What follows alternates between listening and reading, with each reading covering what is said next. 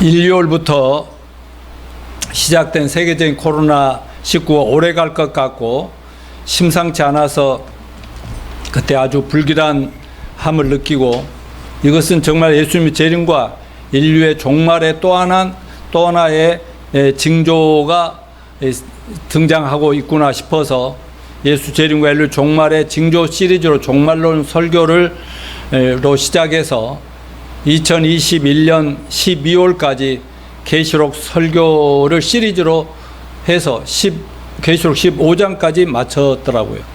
그러다가 2022년 들어서 하나님 인도하시는 다른 설교를 하다가 지난 6월과 7월 초까지 요한계시록 16장, 17장을 마치고 지난주까지는 또 성령님이 인도하시는 대로 하나님의 섭리와 만남이란 주제로 또 하나님이 선교사들 보내서 선교 보고를 듣고 이 시대적인 사명을 이렇게 듣게 되었는데, 다시 추수의 계절인 가을이 시작된 10월 초쯤 오늘부터 성경 예언서인 요한계시록 18장을 다시 시작하게 되었습니다. 왜 우리는 요한계시록을 읽고 듣고 알고 순종해야 할까요? 그 답은 요한계시록 1장 1절로 3절에 있습니다. 같이 읽어볼까요? 시작. 예수 그리스도의 계시라. 이는 하나님이 그에게 주사 반드시 속히 일어날 일들을 그 종들에게 보이시려고 그의 천사를 그 종 요한에게 보내어 알게 하신 것이라.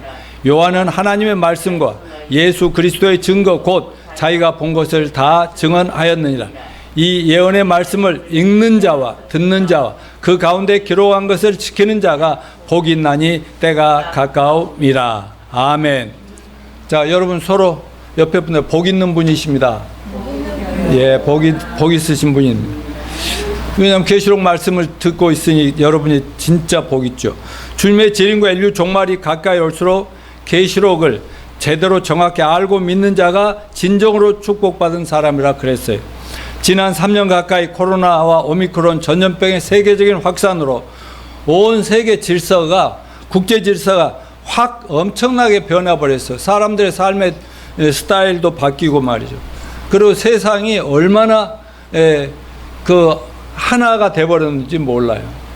말하자면 비행기 뜨지 마 하면 전 세계 비행기가 안 뜰 수 있는 이런 마지막 시대가 지금 드러난 것을 볼 수 있어요. 금년 2월에 시작된 러시아의 우크라이나 침략으로 전 세계가 아직도 들썩거리고 있어요. 그 우크라이나 전쟁 때문에 미국, 러시아 간에 또 갈등이 또 커지고 또 미국과 중국 간에 막 이러면서 또 유럽까지 막 포함돼서 이 패권 전쟁이 심각해져 가고 있습니다. 요즘 그 세계 전쟁은 어떤 군사 전쟁이라기보다도 무슨 전쟁이에요? 경제 패권 전쟁이라고 할 수 있어요. 이런 기회에 누가 돈을 많이 걸고 모아가지고 세상을 지배하고 자기 것으로 만들 수 있냐, 이런 거죠. 냉전보다 길고 거친 미 러시아, 미 중국 간의 긴장 지속과 국제 질서가 지금 심각하게 변화되고 있습니다. 요즘 환율이 1,400원대를 넘어서 이제 1,500원대까지 된다. 전에 1,100원, 1,100 몇십 원 이런 때인데 말이죠. 그러니까 요즘 누가 유리하겠어요? 달러 가진 사람이 유리하죠. 그리고 한국 돈은 그만큼 가치가 떨어졌다는 거죠. 그러니까 미국 사람들이 막 한국에 와서 땅을 사고 지금 자기 돈, 적은 돈으로 옛날 같으면 이만큼 줘야 돼. 이만한 돈으로 막 자기 배를 채울 수 있으니까 그런 상황이 되었습니다. 요즘 장 보러 가면 물가가 많이 올랐어요? 안 올랐어요? 올랐어요. 예선자면은 장 같은 거 안 보니까 모르지. 그거 좀 봐야 돼. 주부인데. 나도 주부같이 장 보면 얼마나 올랐는지, 이렇게 올랐어? 하는 그런 상황이더라 이거죠. 이거는 전 세계적인 현상이고 또한 전 세계 골칫덩어리라 할 수 있는 북한이 계속 지금 자기들이 물론 생존을 위한 거지만 막 핵무기를 쌓아 올리고 실험하고 이렇게 해서 지금 세계가 긴장하고 있지 않습니까? 또한 기후재난 위기의 경고도 심각합니다. 자멸하는 인류, 2030년까지 기후재난 매일 1.5건씩 발생한다. 또 2000년부터 2030년 사이 가뭄의 빈도는 30%가 지금 증가해요. 가뭄. 극한 기온 현상 2001년부터 2003년 사이 3배로 늘어난다.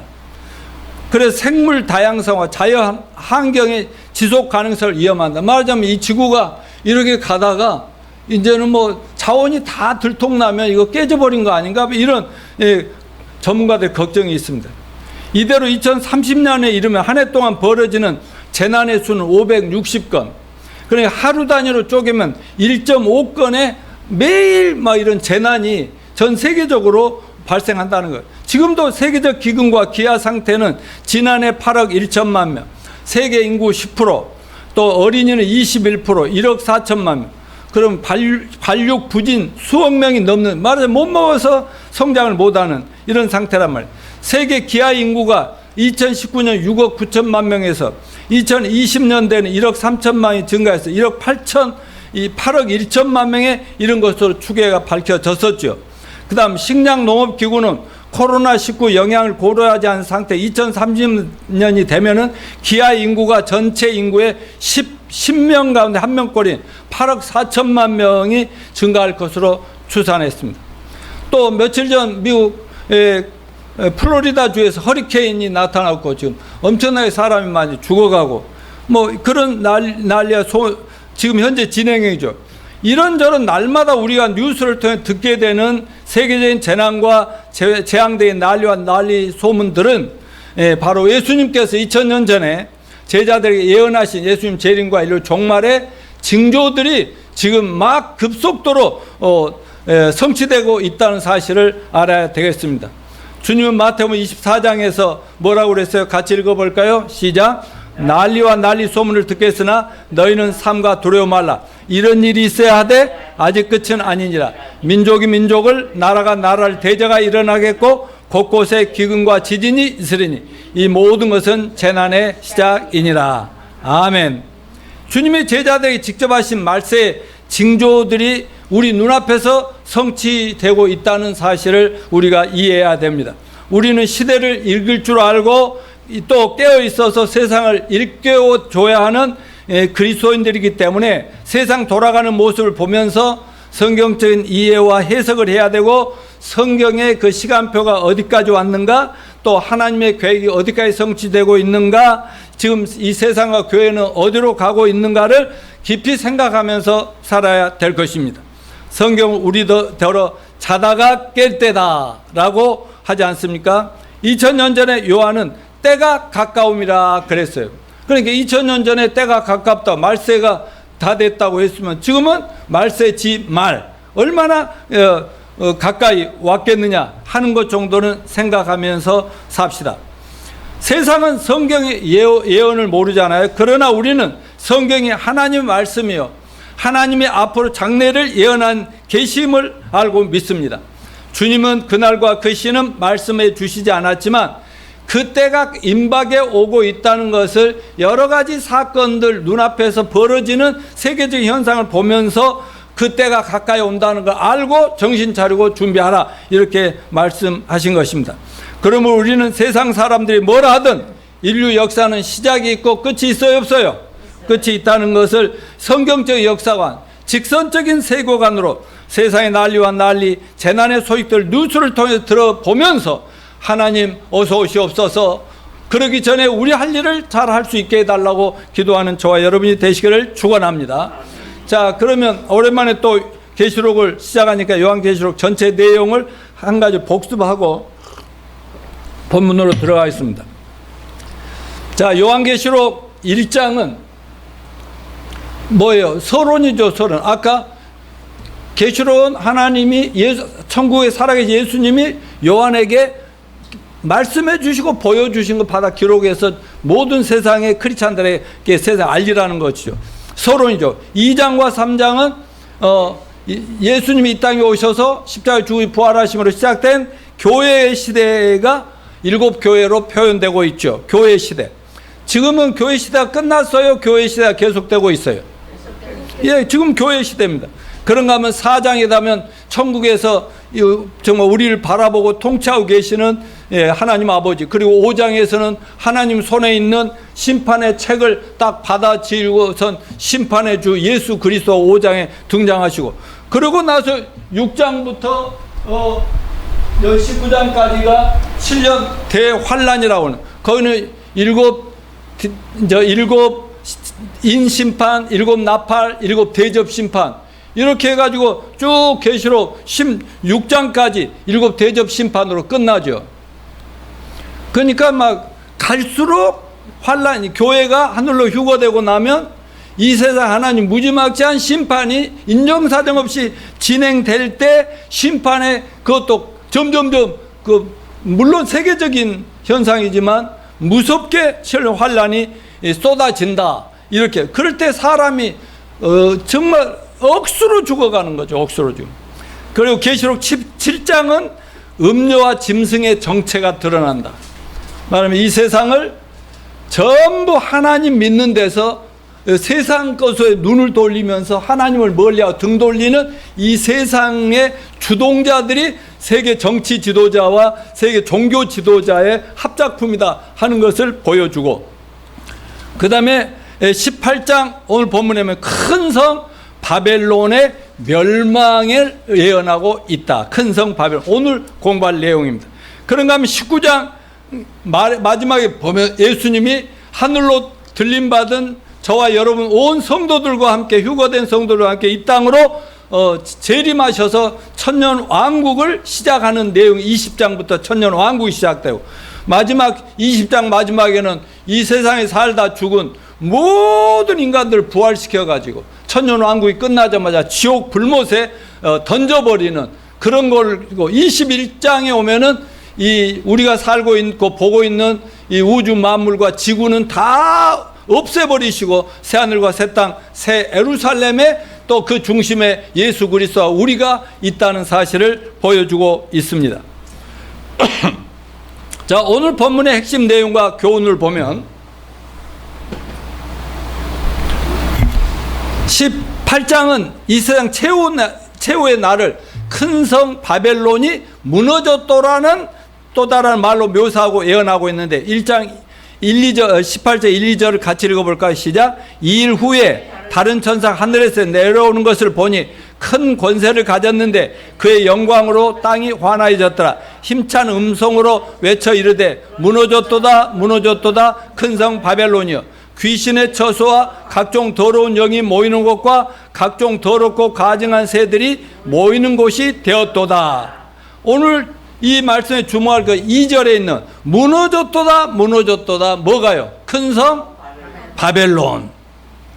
이미 지난날에 이미 여러분 설교 때 공부했지만 7년 대환란 마지막 일곱 대적 심판이 끝나면서 한 천사가 이 세상 마지막을 큰 성 바벨론이 무너졌도다 라고 확정적으로 예언하는 내용입니다. 근데 여러분, 큰 성 바벨론은 오늘 본문에서만이 아니라 이미 우리가 공부하고 지나온 계시록 14장 또 17장에서도 나온 주제입니다. 이미 여러분들이 다 잘 이해하고 계시겠지만 바벨론은 뭐예요? 하나님을 떠난 인간들이, 인류가 만들어 세상의 모든 문명과 문화를 상징하는 단어입니다. 한마디로 이 세상 하면 바로 하나님하고 상관없이 사는 이런 타락한 세상을 의미한 그런 다른 표현으로 보면 됩니다. 그런데 이제 성경은 역사의 마지막 단계에 와서 뭐라고 그랬어요? 큰 성 바벨론이여 무너졌도다 무너졌도다, 이렇게 두 번씩 얘기하는 건 뭐예요? 확정적이다는 거죠. 예수님이 진실로 하는 건 뭐예요? 나 거짓말 안 한다, 진짜다, 진짜. 여러분 이 말씀 믿으십니까? 이 세상 모든 문명과 문화는 지금 얼마나 찬란해요. 지금 막 신음하고 고통받고는 있지만 세상이 얼마나 난립니까? 이런 모든 세상의 문화와 문명은 반드시 무너질 것을 저는 확신합니다. 인류가 그토록 자랑해온 찬란한 인류 역사가 종말을 구한다는 예언을 우리가 오늘 공부하는 것입니다. 여러분, 큰 성 바벨론의 정확한 개념을 이해하기 위해서는 창세기 11장에 나온 바벨탑 사건을 이해해야 됩니다. 아담의 후손들이 이렇게 중에서 믿는 자들이 있고 믿음 없이 저멋대로 사탄 마귀를 쫓아간 아담의 후손들이 있었는데, 아담의 후손들 중에 하나님을 떠나 불신앙의 길을 떠난 카인의 후예들이 하나님이 진노하시고 심판한 것이 두려워. 하나님을 등지고 떠나 살지만 마음의 두려움은 어쩔 수 없어. 그래서 우리가 절대로 흩어지지 말고 똘똘 뭉쳐서 이제부터 하늘까지 우리가 성을 높이 쌓는 작업을 통해 우리 이름을 하늘 높이 올리자. 뭐 이렇게. 그래서 바벨탑을 쌓죠. 참 웃기는 일이죠. 창세기 11장 1절로 4절 읽어봅시다. 시작. 온 땅에 언어가 하나요 말이 하나였더라. 이에 그들이 동방으로 옮겨가다가 신할 평지를 만나 거기 거류하며 서로 말하되 자 벽돌을 만들어 견고히 굽자 하고 이에 벽돌로 돌을 대신하며 역청으로 진흙을 대신하며 또 말하되 자 성읍과 탑을 건설하여 그 탑 꼭대기를 하늘에 닿게 하여 우리 이름을 내고 온 지면에 흩어짐을 면하자 하였더니. 여러분, 하나님은 하나님의 영광을 위해서 인간을 창조했습니다. 그런데 타락한 인간들은 하나님의 이름을 높여야 되는데 자기 이름, 우리 인간들의 이름을 내자는 그들의 주장과 외침이었습니다. 이게 타락한 인류의 변함없는 모습이다. 카인이 하나님을 등지니까 막 형제도 죽이고 막 그런, 그것이 그대로 지금까지 수천 년 동안 이어져 오고 있습니다.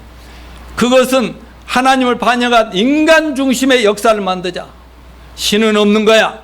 인간이 중심이 된 인본주의 문화를 만들고 우리 모두가 하나님처럼 될 수 있으니 우리 모두가 신이 되는 인본주의 세계와 또 인간이 신이나 주인이 될 수 있는 종교를 세우고 세상을 만들자. 이거죠. 여러분, 민주주의란 말이 뭐예요? 사람이 주인이 되는 세상이다. 여러분, 이 말도 인본주의 이 세상 중에 하나인 거예요. 자, 내가 이상한 말 합니다. 공산주의라는 말이 뭐예요? 다 같이 더불어 잘 먹고 잘 살자. 그건 교회밖에 그런 게 없죠. 그러니까 민주주의고 인본주의고 공산주의고 전부 다 하나님 없이도 우리가 서로 어떤 정치가들은 잘 나누면서 고루고루 잘 살자. 어떤 사람들은 있는 자들을 부자 만들어줘. 뭐 이런 얘기죠. 그러니까 인본주의라는 거, 인간이 근본이에요? 하나님이 근본이에요? 예, 하나님이 주인인데 인간이 주인되고 인간이 신이 되는 이런 세상을 만들자고 이렇게 바벨탑이 만들어졌었던 것입니다. 그래서 창세기를 보면 인류 역사가 시작되면서 아담과 하와를 찾아와 선악과를 따부터 유도하면서 마귀가 하와를 뭐라고 꼬셨어요?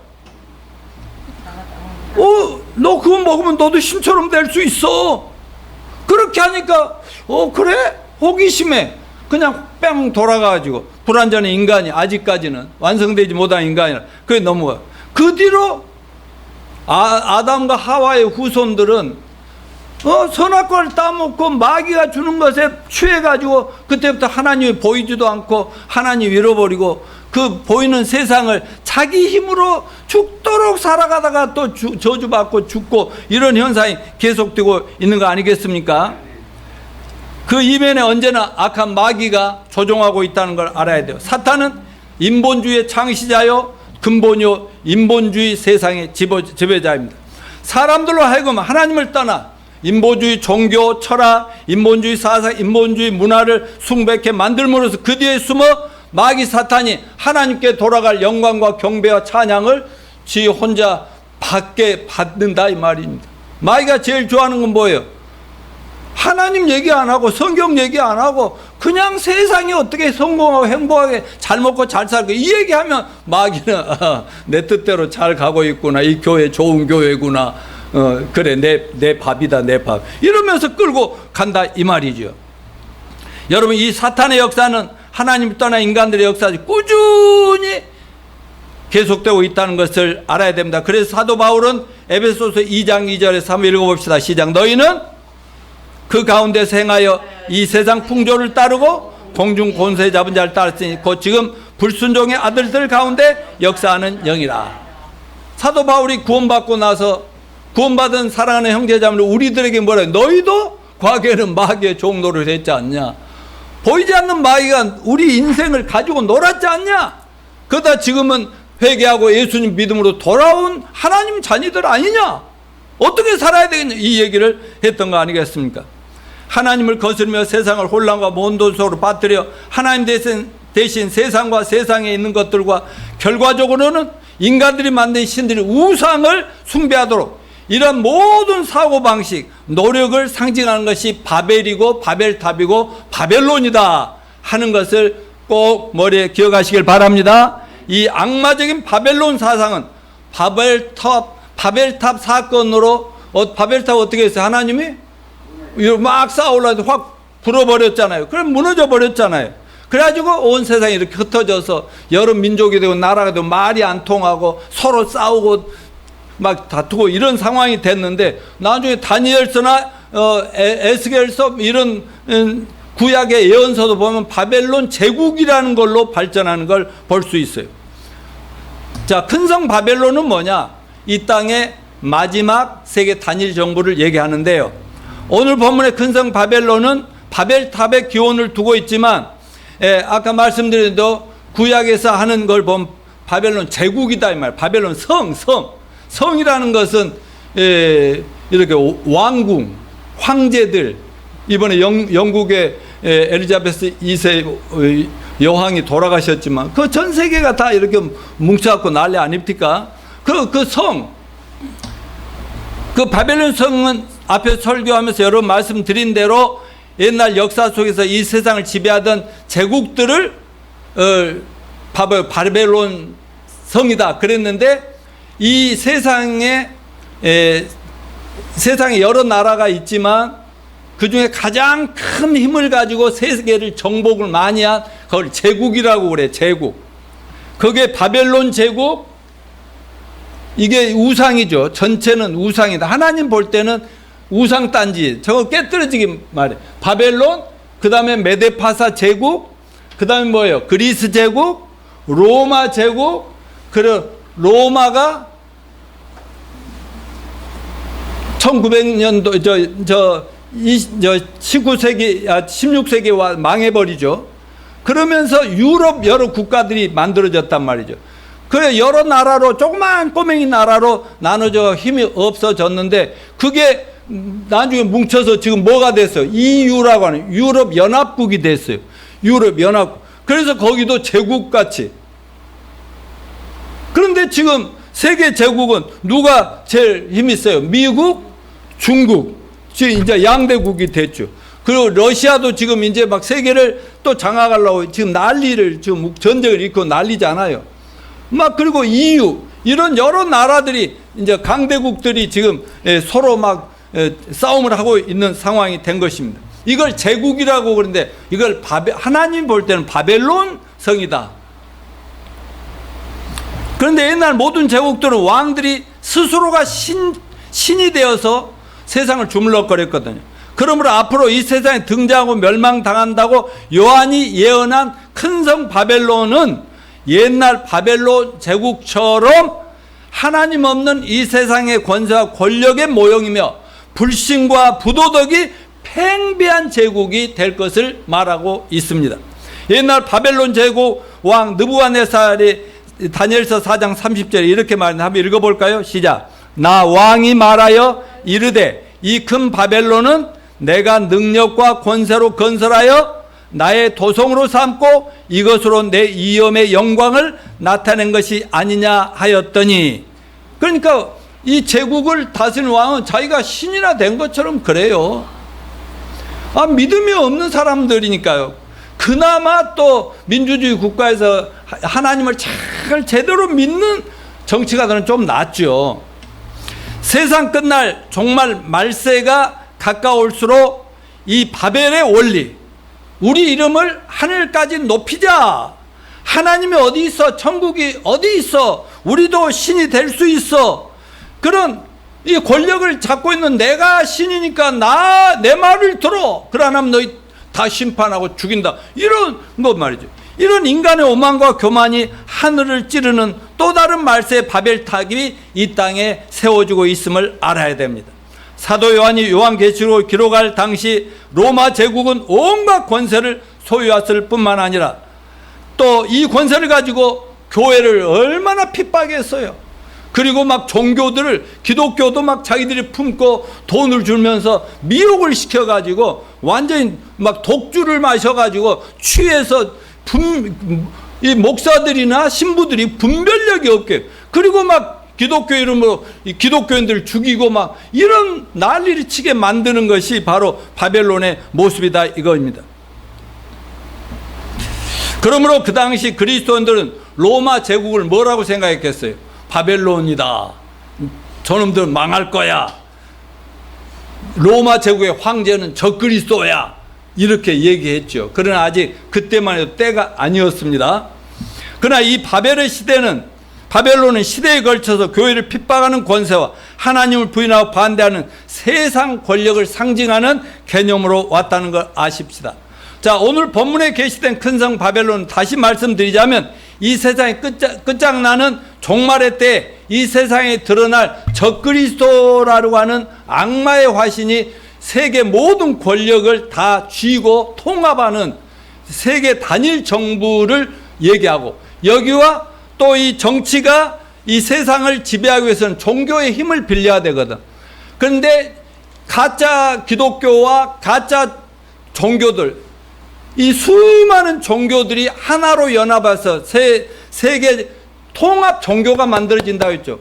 그리고 거기에도 또 수장, 대장이 생기겠죠. 그러니까 그게 큰 짐승과 큰 음녀가 서로 맞잡고 세상 사람들을 하나로 똘똘 뭉쳐서 악마에게 절하게끔 만드는, 그게 바벨론이다 하는 것입니다. 더구나 전 세계적으로 구원받은 교회 성도들이 수천, 수억 명이 이 땅에서 갑자기 하늘로 사라져 휴거돼 버렸어. 그럼 세상에 난리와 난리 쏘면 되겠어, 안 되겠어요? 아마 지금 코로나 이런 거는 조그만 맛배기에 불과하죠. 얼마나 세상이 난리 천지가 되겠고, 얼마나 이 세상이 막 악마들의 세계가 되겠습니까? 온 세상이 말이죠. 그럴 때 적그리스도가 착 등장하게 돼 있는데, 이 코로나, 이 팬데믹이라는 세계적인 현상들, 지금 내가 앞으로 이제 계시록 하면서 자주 얘기하죠. AI의 혁명이 일어나고 있는 것들, 이런 여러 가지 이 기후의 이 위기라든가 이런 문제들은 점점 세상을 하나로 만들어가고 있는, 보이지 않는 어떤 손에 의한 이런 현재 진행형이라는 사실을 우리 기억하시길 바랍니다. 반드시 이 세상은 성경 예언대로 되어간다고 믿습니까? 자, 그럼 넘겨주시죠. 지구 문명의 문화 종말 원인을 봅시다. 오늘 계시록 보면 인류 역사, 즉 세상이 하나님의 심판 아래 완전히 무너진다는 것을 말하면서 그 원인이 뭔가도 얘기하는데, 2, 3절에 보면은 인간의 타락과 부패, 부정부패가 원인이라는 것을 말하는데, 간단하게 한번 살펴보겠습니다. 첫째, 영적 타락입니다. 영적 타락이라는 것은 불신앙과 배도, 진리에서 벗어나고 하나님 떠나는 거죠. 자, 본문 18장 2절 한번 읽어볼까요? 시작. 힘찬 음성으로 외쳐 이르되 무너졌도다 무너졌다. 큰 성 바벨론이여, 귀신의 처소와 각종 더러운 영이 모이는 곳과 각종 더럽고 가증한 새들이 모이는 것이 되었도다. 더러운 거 다 모여 있다는 게 그 성 안에. 또 계시록 14장에도 또 뭐 옛날에 우리 공부했지만 한번 또 복습하는 의미 또 읽어보면 시작. 또 다른 천사 곧 둘째가 그 뒤를 따라 말하되 무너졌도다 무너졌다. 큰 성 바벨론, 모든 나라에게 그의 음행으로 말미암아 진노의 포도주를 먹이던 자로다. 모든 세상 사람들에게 이 진노의 포도주를 취해가지고 하나님도 못 알아보고 미쳐버리게 만드는. 계시록 17장 1절로 5절까지 시작. 또 일곱 대접을 가진 일곱 천사 중 하나가 와서 내게 말하 이르되 이리로 올라오라. 많은 무리에 앉은 큰 음녀가 받을 심판을 내게 보이라. 땅의 임금들도 그와 더불어 음행하였고 땅의 사자들도 음행의 포도에 취하였다. 여기 음녀는 종교 통합, 종교 지도자들을 얘기합니다. 그리고 그 땅의 임금들과 같이 음행을 하면서 음행의 포도주 취해가지고 정신이 나가버렸다.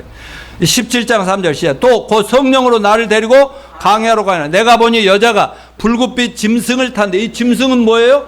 적그리스도. 마지막 시대 세계를 꽉 쥐고 무자비하고 통치하는 악마의 화신인 적그리스도를 타고 뭐에 탔는데, 그 짐승의 몸에 하나님을 못 오가는 이름들이 가득하고 7머리와 10뿔이 있으며, 그 여자는 자줏빛과 붉은빛 옷을 입고 금과 보석과 진주로 꾸미고 손에 금잔을 가졌는데, 가증한 물건과 그 음행의 더러운 것들이 가득하더라. 그의 이마에 이름이 기록되었으니 비록 비밀이라, 큰 바벨론이라, 땅의 음녀들과 가증한 것들의 어미라 하였더라. 그러니까 이 세상이 한마디로 뭘로 변해간다고요? 바벨론으로 변해가고, 음녀들의 세상으로 변해. 여기서 음녀는 영적인 하나님이 없어져 버리고, 우상 숭배하고 마귀 숭배하고 이 돈 숭배하고 이 쾌락에 즐기고 이런 세계상으로 가고 있다는 거 아닙니까?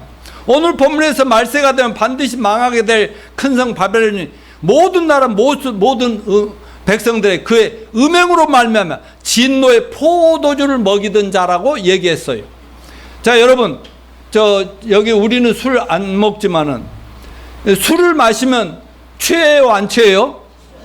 많이 마시면 이성을 잃어요, 안 잃어요?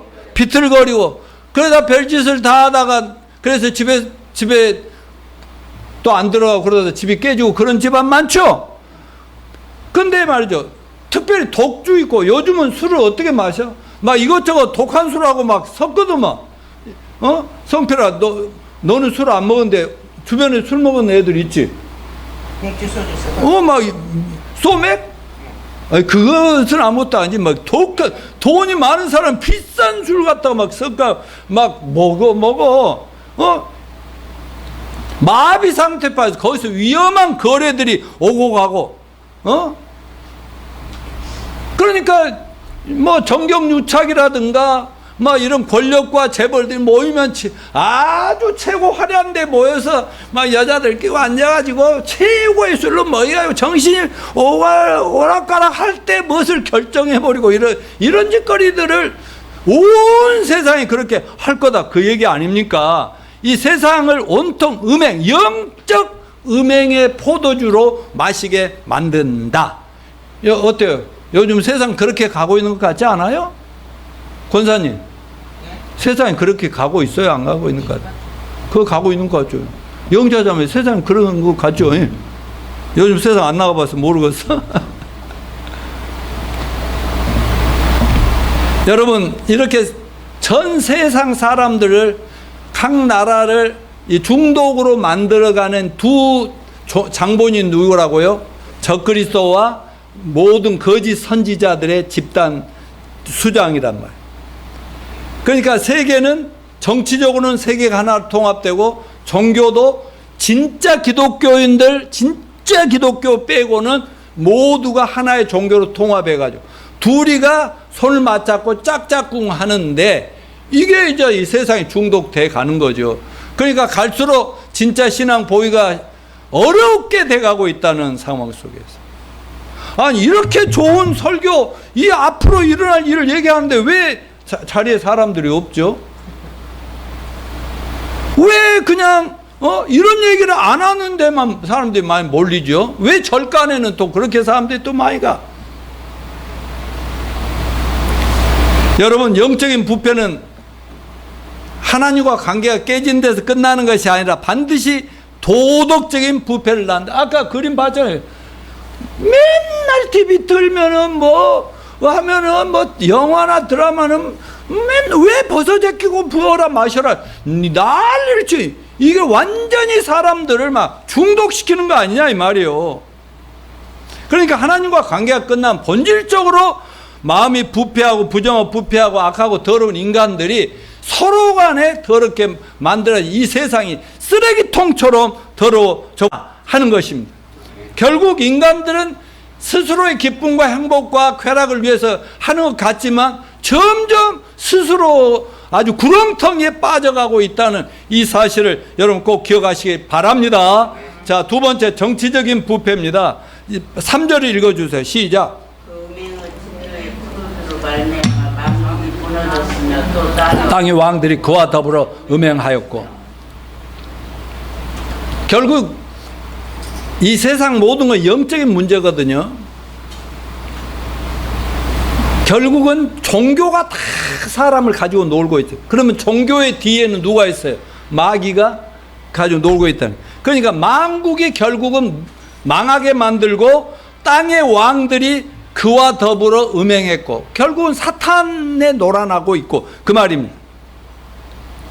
여기 땅의 왕들은 권세자, 권력자, 정치가들을 가리킵니다. 그런데 여러분, 이 정치가들은 하나님의 정치를 잘하면 하나님의 사자인 거예요. 하나님의 뜻을 행하는 거예요. 그러나 대부분의 정치가들은 하나님의 뜻이 아니라 결국 자기의 악한 권력욕을 위해서 몸을 입힌다. 로마서 13장 3절 한번 읽어볼까요? 시작. 다스리는 자들은 선한 일에 대하여 두려움이 되지 않고 악한 일에 대하여 되나니 내가 권세를 두려워하지 아니하냐. 선을 행하라. 그리하면 그에게 칭찬을 받아. 그는 하나님의 사자가 되어 내게 선을 이루는 자니라. 그러나 내가 악을 행하거든 두려워하라. 그가 공연히 칼을 가지지 아니하였으니 그 하나님의 사자가 되어 악을 행하는 자에게 진노심을 위하여 보응하는 자니라.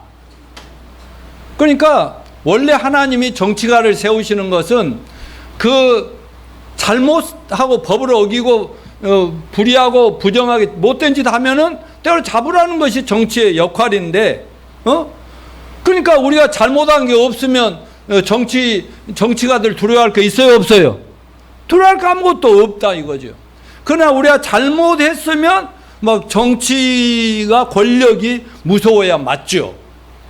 그런데 이 정치가들이 하나님의 심부름하는 종노릇을 하는 것이 아니라 완전히 자기들의 악한, 아무리 훌륭한 정치가라 해도 다 인간이니까 타락한 본성이 있고 악한 마음을 가진 자들이니까 얼마든지 그 권력의 자리에 앉으면 오만해지고 교만해지고 또 권력을 이용해서 재산을 갖고 싶고 사람들을 지배하고 싶고 이런 악마적인 요소가 등장을 하게 된다 이 말입니다.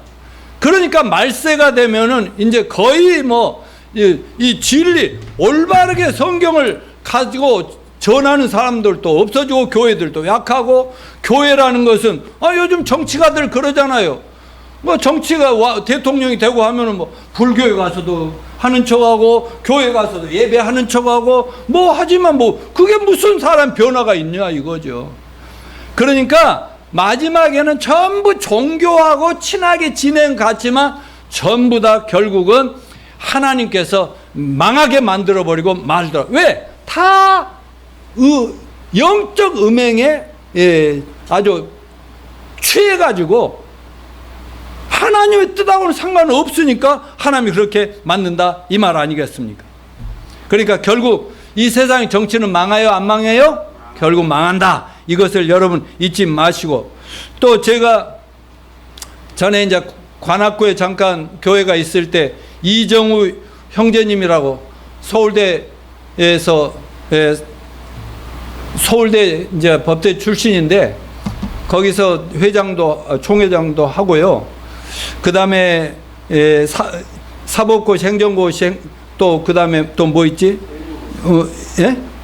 외무고시. 이 3관왕, 고시 3관왕이거든요. 아주 수제입니다. 그리고 대단히 잘생기고 멋진 사람인데, 그 양반이 동네에서 쓰리바 끌고 다니더라고. 젊은 사람. 그 부인도 막 이대 나왔고 대단한 분이고. 그런데 저희를 만나서 구원을 받았거든요. 근데 그분이 고백이 뭔지 알았어요? 정치가 너무나 정치를 하려고 했는데 너무나 정치가 지저분하더라고요. 그래서 차라리 평범하게 평시민으로 살겠다고 모든 걸 내려놔 버린 그런 사람이 있고, 우리 전정자 사모도 내가 정치 안 한 거 요즘 얼마나 감사한지, 이게 하나님의 은혜 아니겠냐 이런 얘기를 하고 있는데, 여러분 정치가들의 권력 남용과 그로 인한 이 땅을 더럽히는 일은 역사 말기에 가서 아주 극치에 달해가지고 결국은 하나님이 부셔버린다. 완전히 세상을 전멸시켜버린다. 그 정치의 마지막에 누가 있다고요? 적 그리스도라는 악마의 화신이 세계 모든 연약한 나라들 통합해 가지고 자기가 지배하게 된다. 그게 세상의 마지막이다.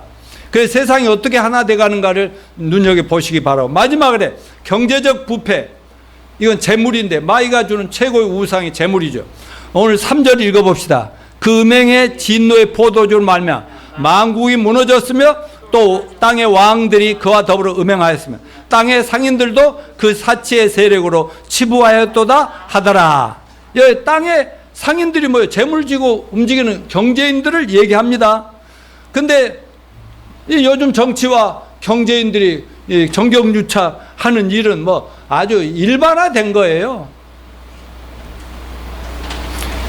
정치와 경제가 손을 잡고 한 나라를 요리하게 되는 그 마지막이 바로 큰 성 바벨론이라 이런 얘기입니다. 자, 성경은 재물, 돈 사랑이 또 최고의 우상 숭배다. 또 우리가 마음에 재물에 대한 탐심이 있으면 그게 또 우상이다. 그렇게 말씀하셨거든요.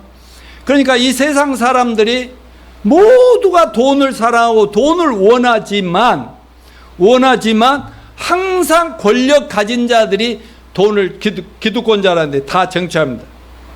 여기서 왕들, 또 아까 뭐 경제인들, 또 요즘 심지어 종교까지도 돈을 다 차지하고 있잖아요.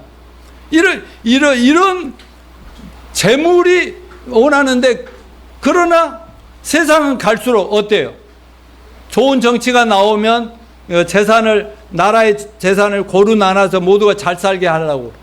또 어떤 정치가들은 모든 것을 기득권층, 자기 권력 유지를 위해 도움이 되는 쪽에 돈을 많이 몰아주고. 그러니까 전 세계는 절대로 고루고루 재산을 나눠 가질 수가 없고, 항상 가진 자들은 더 부해주고, 없는 사람은 절대 다수 90%, 99%는 전부 가난뱅이들로서 그 정치가들만 바라보면서 그냥 노예처럼 걸어가는 세상이 되게 된다. 그런 세상이니까 하나님이 가만두시겠냐? 아니다. 너희들은 끝장내주고 말겠다. 여러분, 시대가 이렇게 갈 때 우리 크리스찬들은 세상 사람들과 다르게 살게 되기를 바랍니다. 자, 우리 크리스찬들은 제물로 형제 사랑을 실천해야 한다. 요한 1서 3장 16절 같이 읽읍시다. 시작. 그가 우리를 위하여 목숨을 버리셨으니 우리가 이로써 사랑을 알고 우리도 형제들 위하여 목숨을 버리는 것이 마땅하니라. 자, 17, 18절 시작. 누가 이 세상 재물을 가지고 형제의 궁핍함을 보고도 도와줄 마음을 닫으면 하나님의 사랑이 어찌 그 속에 거하느냐. 자녀들아, 우리가 말로 혀로만 사랑하지 말고 행함과 진실함으로 하자. 그러니까 우리가 사랑의 실천의 가장 구체적인 것은 내가 가진 것들을 가지고 섬기고 여러 가지로 섬길 수 있지만 제일 중요한 건 물질을 나누며 이웃을 섬기는 이게 교회 안에서 먼저 실천합시다. 그리고 교회에서 훈련되면서 밖으로 나가서 믿지 않는 사람들까지 해도 우리 손을 베푸는 우리 모두가 되기를 바랍니다. 자, 그럼 세계 역사 종말에 대한 사람들의 반응이 어떠한가? 여기에 기득권자들의 반응이 여기 나와 있는데요. 이 땅의 왕들, 3절, 상고들, 성객들이라고 했는데, 아까 뭐 정치가들, 경제인들, 그 다음에 성객들은 옛날에는 무역을 하면서 돈을 많이 번 부자들이죠. 이들은 정치적인 힘이나 물질적인 힘을 가지고 있는 사람들인데, 이들이 세상이 멸망할 때 누가 제일 안타깝겠어요? 바로 이 부자들이 제일 안타깝다는 겁니다. 기득권자들이 보이는 반응이 어떠할까? 바로 고난과 애통인데 한번 쭉 읽어봅시다. 계시록 18장 9절 시작. 그와 함께 넘겨주세요. 음행하고 사치하던 땅의 왕들이 그가 불타는 연기를 보고 위하여 울고 가슴을 치며, 또 10절 그의 고통을 무서워하여 멀리 서서 이르되 화로다 화로다 큰 성 견고한 성 바벨론이 한 시간에 내 심판에 이르렀다 하로다. 여기서 그 화로다 뭐예요? 저주받았다. 저 하늘에 저주가 떨어진다. 막 그렇게 막 무서워 떠는 거예요. 11절 땅의 상인들이 그를 위하여 울고 애통하는 건 다시 그들의 상품을 사는 자가 없어. 장사도 절대 장사가 되지도 않고. 15절 바벨론으로 말미암아 치부한 이 상품의 상인들이 그의 고통을 무서워하여 멀리 서서 울고 애통하며. 19절 티끌을 자기 머리에 뿌리고 울며 애통하여 지르되 화이또다 화이또다 이 큰 성이여 바다에서 배불리는 모든 자들이 너의 보배로운 상품으로 치부하였더니 한 시간에 망하였도다. 이건 다른 사람들과 나누지도 않고 생애 어떤 목적도 없이 자기를 위한 재물만 쌓던 사람들이 어느 날 갑자기 확 다 무너지고 없어져 버리니까 미치고 환장하더라. 그런 얘기 아니겠습니까? 여러분, 우리는 하나님이 주신 대로 감사하면서 나누어 베풀며 즐겁게 삽시다. 돈 때문에 울고불고 하지 맙시다. 정말 우리는 저들이 멸망에 가기 전에 저들이 저렇게 되기 그 꼴 보지 말고 하늘로 주님 오실 거 기다리다 하늘로 들림 받읍시다. 자, 이제 말씀을 정리하겠습니다. 오늘 우리는 새 천사가 마지막 세상에 경고하는 예언을 요약했습니다. 지지난 전에 6월달, 7월달에 계시록 17장을 설교할 때 첫 번째 천사가 심판의 때가 가까웠으므로 부지런히 영혼의 복음을 하나님의 자녀들은 전해라 하고 하는 메시지를 정. 오늘 두 번째 천사는 뭐라고 했어요? 바벨론의 멸망은 정해진 거 아닙니까? 이게 정해진 사실은 하나님을 떠나서 하나님을 대적하는 세상을 사랑하지 말고 하나님에 대한 믿음, 소망, 사랑으로 주님 제 이름을 사모하면서 살아라. 이게 메시지죠? 자, 하나님의 진노와 축복의 약속을 전하면서 주 앞에서 축복받는 자 제도로 하나님의 말씀을 따라 살라고 공고합니다. 이것이야말로 말세를 사는 성도들의 종말론적인 올바른 삶의 태도인 것을 알 수가 있습니다. 제가 수년 전에 한번 이 얘기를 소개했는데, 우리 큰 손녀가 라비예요. 이름이 라비. 이제 중학교 1학년 들어가는데 미국의 학제로. 지금부터 한 7, 8년 전에 얘기일 겁니다. 어렸을 때 잠에서 깨어나더니 엄마한테 이렇게 얘기하더라는 거예요. 엄마, 나 빨리 우리 집 천국에 가고 싶어. 어서 올드 바디, 이 옛날 이 올드 바디를 땅에 묻어주면 뉴 바디, 새로운 몸을 입고 천국에 가서 살고 싶다고.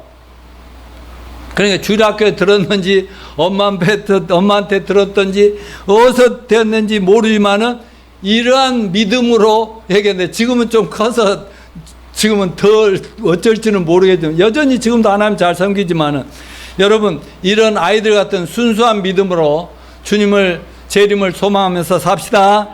그리고 빅브라더의 시대, 마지막 종교가 점점 크리스찬들도 진정한 교회보다는 막 사람들이 많이 모이고 막 화려하고 이런 쪽을 쫓아가는 이런 세상에 물들이지 말고 정말 이미 받은 복음과 믿음을 굳게 지키면서 믿음을 잘 지키는 여러분이 되시길 바랍니다. 그리고 세상에 경종을 울립시다. 그리고 전도합시다. 한 영혼이라도 구원시켜서 정말 그 세월호 때 정말 사람들이 죽어가는데 그 자기 혼자 살겠다고 팬티바람으로 막 도망가고 나중에는 그 병원에 누워서 젖은 돈을 이렇게 말리면서 세우고 있는 그런 크리스찬들이 되면 안 되겠죠? 어떤 사람들이 되어야 돼요? 그 한 영혼이 살릴 때 그 부모의 마음, 온 백성이 얼마나 좋아했어요. 한 사람이 살아나올 때. 그게 바로 우리 하나님 아버지의 마음이라고 생각합니다. 그러니까 우리가 여러분이 어디서 뭘 하든지 간에 주님 오신다고 제가 다 교회에 와서 기도만 하고 있어라 막 그렇습니까? 아닙니다. 여러분의 삶의 현장에서 이미 받은 복음과 구원의 확신과 또 예수님 재림의 소망을 가지고 전하면서 회개하고 나 손잡고 천국 같이 가자. 이 세상은 장망성이다. 세상은 망한다. 그러니 우리 저 천국을 향해서 같이 여행길을 떠나자 하고 계속 호소하고 그냥 베풀어주고 사랑을 나눠주고 이러면서 한 영혼이라도 하나님 앞에 교회 앞으로 인도할 때 우리 하나님이 너무너무 기뻐하실 것입니다. 이런 기쁨의 삶을 살면서 여러분의 삶이 정말 이 마지막 시대에 가장 행복한 축복받은 인생 되시기를 축원합니다. 다 이런